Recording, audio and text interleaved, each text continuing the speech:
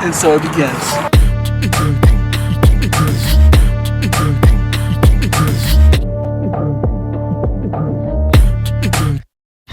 Paul Blizzy. We've had this listing up for 2 days now. Priced it accordingly, and the listing was actually up for 7 months before I took over.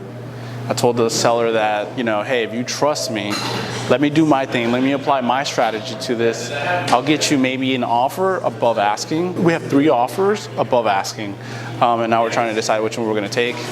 I also have to review an inspection for another agent. And then we got a Trek complaint.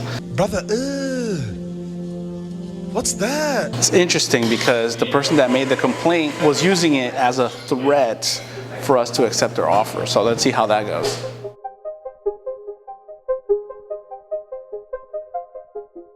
One of the things about me is that you gotta show up early, man. And I try to push this on everybody, but you gotta treat this industry like a 9 to 5. Like if you're getting up in the middle of the day, 10 o'clock, 10:30, and then getting to the office at 11, you're not treating it right. And I see, the truth is that 67% of new agents, according to NAR, fail within the first year. They treat it like a hobby. And if you wanna make hobby money, that's fine. If you wanna make it, treat it like a 9 to 5. Let's go.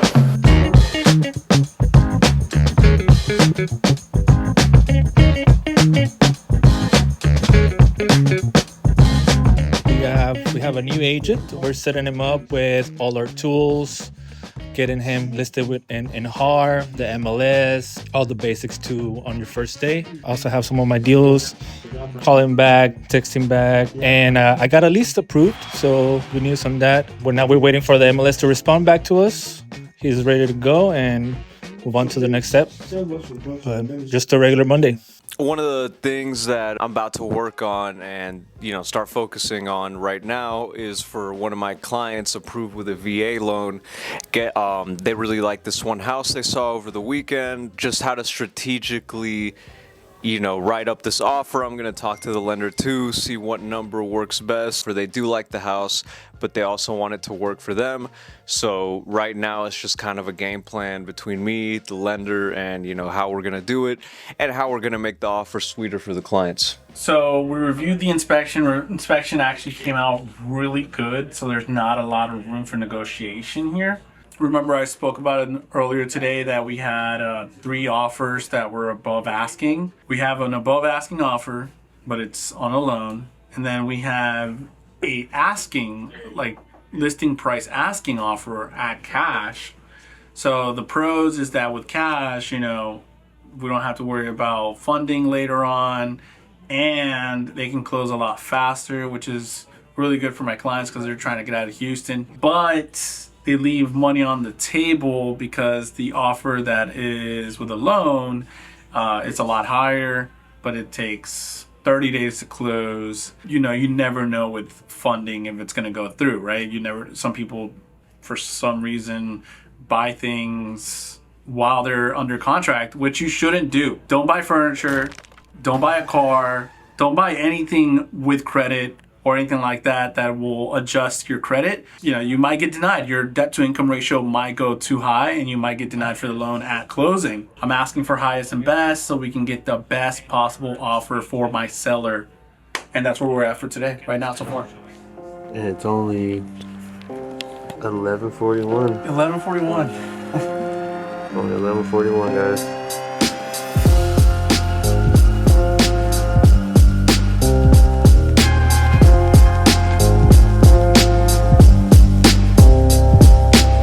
The agents here at the office had a listing up, and in this listing there was more than just a property description on it. It kind of talked about how it's generating income. It's true, but it's just not a property description. It was more about how much income it brings in to make it more attractive to buyers, which is something that we should not do. We should only list, facts, because income can change at any time. So that's why we shy away from disclosing any kind of income producing and how much income it produces, because we don't want to falsely advertise a property if the income changes. We had another agent from another office submit an offer to that listing, and that offer was rejected, and the seller accepted a better offer.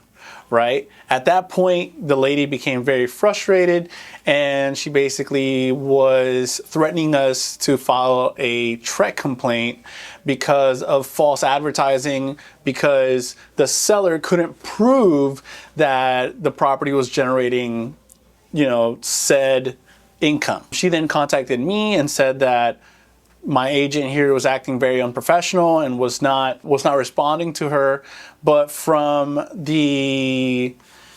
her tone of voice and the way that she was talking back to me, it was like with disrespect.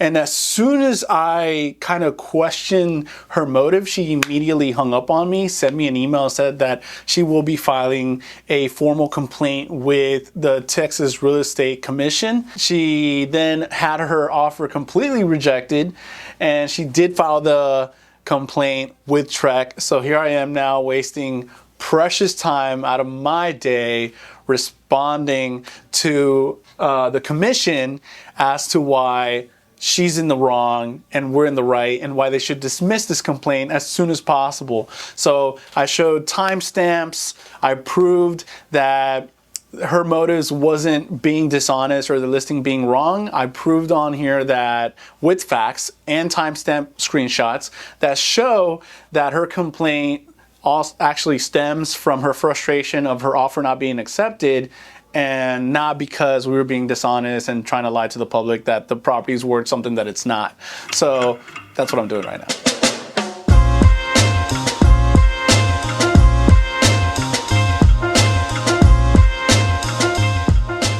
Tonight, aside from work, we're also gonna go and do some MMA sparring. I'm gonna take you guys with us so you can see what it takes, right? It's not only about making money, which is it's a very important factor, right? I'm also gonna go home and hang out with my family for a little bit. Super exciting day, action-packed. Always keep your schedule completely booked, and it's gonna be very, very fun, and I'm excited for this. And right now we're about to go see a house, so let's go do that.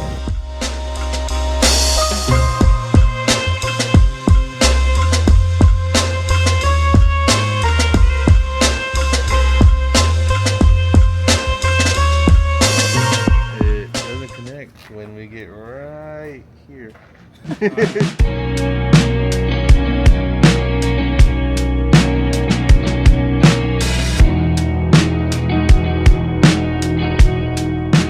the boys, here's Carlos. Paulo's in the house, and we're just gonna get a workout in. Work just started, dude.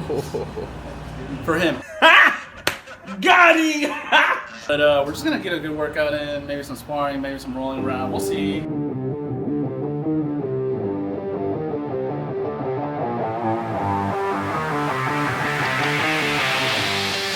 Now let's have some fun.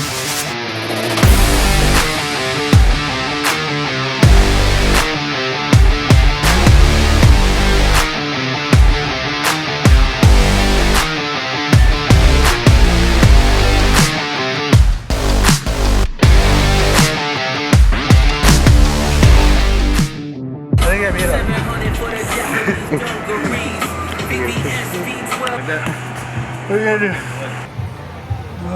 Thank God. That concludes another episode of City Inside Houston.